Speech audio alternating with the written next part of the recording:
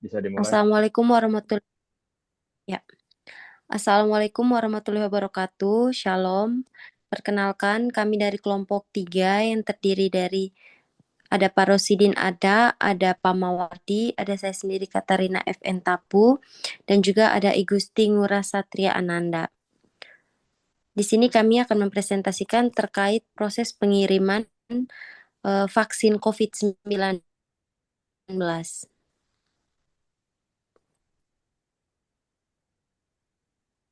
Next.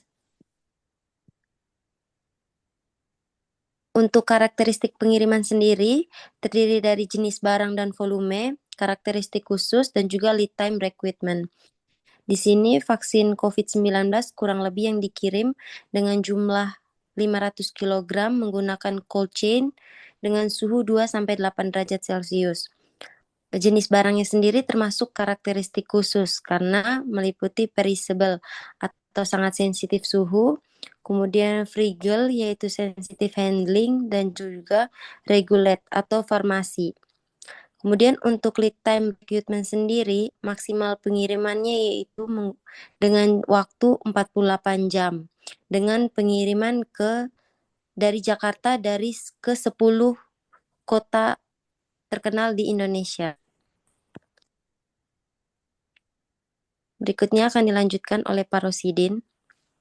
Ya, untuk selanjutnya pemilihan moda. Moda itu kotaknya, jarak relatif, mode rekomendasi, lead time, risk level, dan catatan kritis.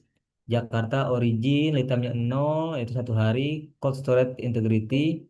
Bandung itu dekat, ground cold chain, lead time-nya 6 sampai 8 jam, dengan risk levelnya low, traffic peak hours. Nomor 3, Semarang, jaraknya dekat, menggunakan ground cold chain, waktunya itu 10 sampai 14 jam, risk levelnya low, catatan kritisnya rest stop exposure. 4, Surabaya menengah, menggunakan moda transportasi pesawat dan truk dengan estimasi lead time 18 sampai 24 jam, risk levelnya itu medium, catatan kritisnya airport handling delay. Yang kelima yaitu Yogyakarta, jarak relatifnya menengah, menggunakan moda transportasi dua pilihan, yaitu ada yang darat dan laut, dengan jarak tempuh waktu 12 sampai dengan 18 jam, risk levelnya medium, akses jalannya sempit, catatan kritisnya. Yang keenam Medan, jarak relatifnya jauh, direct flight, menggunakan moda transportasi udara dengan lead time 20 sampai 30 jam. Risk level medium, catatan kritisnya ketika ada delay flight.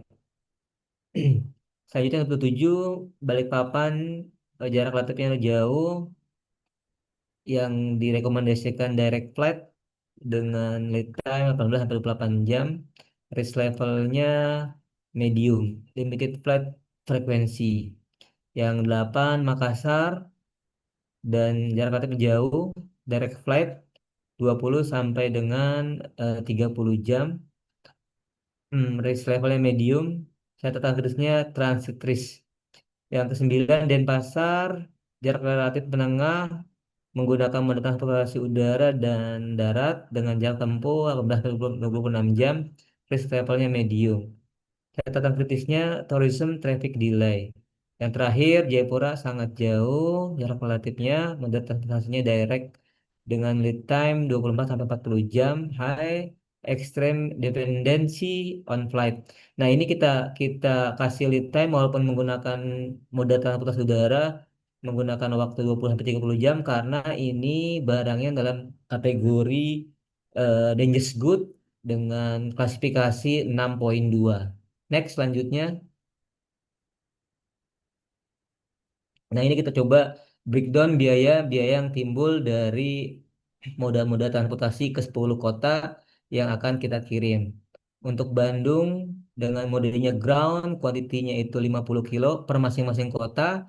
Packagingnya itu kita kena biaya minimum 150.000, cost per kilonya itu 100.000, Cost total per kilonya itu total per kilonya dari semua pengiriman itu 5 juta. Ini 500 total biaya pengiriman Bandung dengan barang Digi itu kita estimasikan sebesar 5.750.000 rupiah. Semarang Ground menggunakan moda transportasi darat, kuantitinya sama 50, packaging sama, cost per kilonya 100.000, cost total per kilo per shipmentnya itu 5 juta, handlingnya 500, total biaya yang dikeluarkan hampir sama yaitu 5.750.000 rupiah. Surabaya kita coba moda dengan dua moda transportasi yaitu air, udara dan darat. Kuantitinya sama 50 kilo, estimasi packagingnya 150.000, costnya dia lebih naik sekitar 150.000 karena barang Digi menggunakan udara dan otomatis menggunakan udara biaya pengirimannya pun lebih mahal yaitu sebesar 7.500.000 rupiah. Seatback per flight itu dikenakan 800 sampai 1 juta. Kita kasih nilai maksimumnya itu 1 juta rupiah. Handlingnya 1 juta. Total biaya shipment untuk menggunakan moda transportasi darat dan udara dari Surabaya, Jakarta Surabaya 9.800.000 rupiah. Hampir semua dari 10 kota ini rata-rata hampir sama kalau kalau menggunakan darat dan udara. Kalau di udara otomatis ada biaya yang timbul yaitu biaya biaya packagingnya dan biaya ship deck atau shipper declaration. Karena semua pengiriman melalui udara itu harus menggunakan ship declaration yang ditandatangani oleh orang yang bersertifikat atau sudah memiliki sertifikat yang masih current atau berjalan. Nah, masa sertifikatnya ini pun ada masa waktunya itu sekitar 3 tahun. Demikian, selanjutnya akan disampaikan materi berikutnya oleh tim kami yaitu Pak Mawardi. Lalu untuk selanjutnya yaitu analisa komponen terbesar, di mana komponen terbesar ini berasal dari air freight, di mana sekitar 50 hingga 65% dari total cost. Lalu terdapat beberapa alasan mengapa air freight menjadi cost terbesar. Yang pertama adalah SLA yang sangat ketat, hanya 48 jam. Lalu yang kedua adalah kapasitas kargo terbatas, di mana memerlukan priority handling. Lalu yang ketiga adalah cold chain compliance dapat menaikkan biaya. Lalu apakah hal ini bisa dinegosiasikan? Ya, tentu saja hal ini bisa dinegosiasikan dengan tiga hal. Yang pertama melalui kontrak volume, lalu yang kedua adalah long term agreement dengan airline, dan yang ketiga konsolidasi shipment. Next.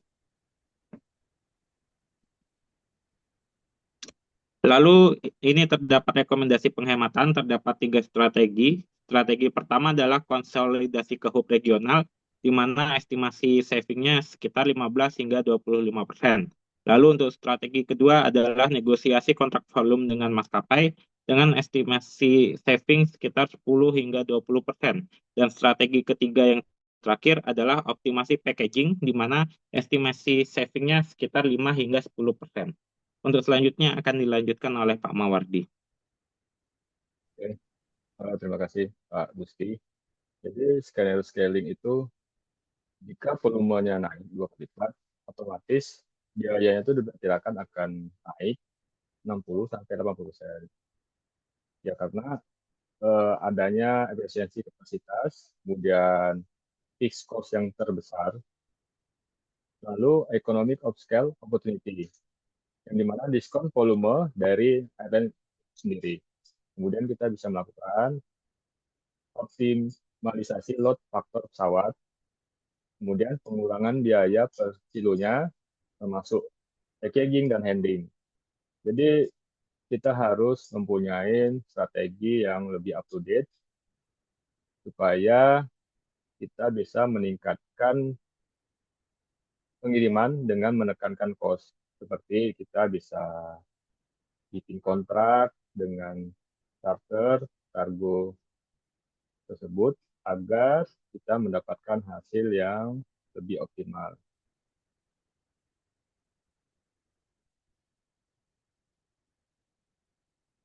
Oke, demikianlah presentasi dari kelompok kami. Semoga bermanfaat. Lebih dan kurang, kami mohon maaf. Saya mewakili teman-teman mengakhiri. Wassalamualaikum warahmatullahi wabarakatuh. Selamat malam.